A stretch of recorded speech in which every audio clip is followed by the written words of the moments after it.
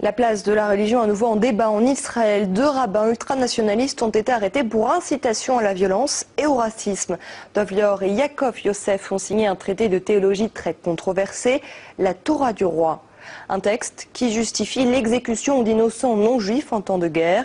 Le spectre de la théocratie plane sur l'État hébreu, où en l'absence de constitution, la religion et l'État ne sont pas clairement séparés.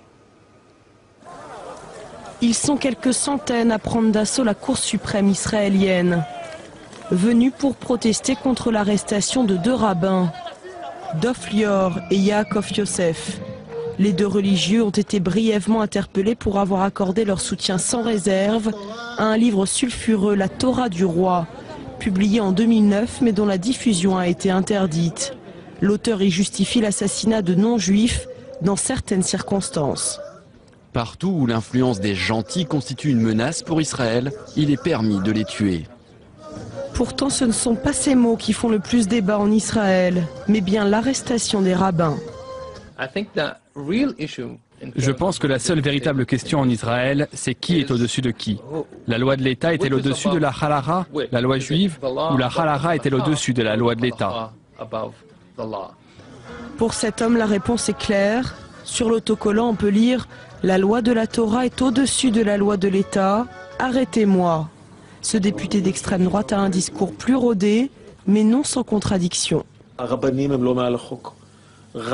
Les rabbins ne sont pas au-dessus des lois. Un rabbin qui a enfreint la loi doit être traduit en justice. S'il a volé, touché un pot de vin, nu à quelqu'un, il n'a aucune immunité. Mais la Torah, elle, a l'immunité. Personne ne peut traduire la Torah en justice, car elle défend des valeurs morales absolues.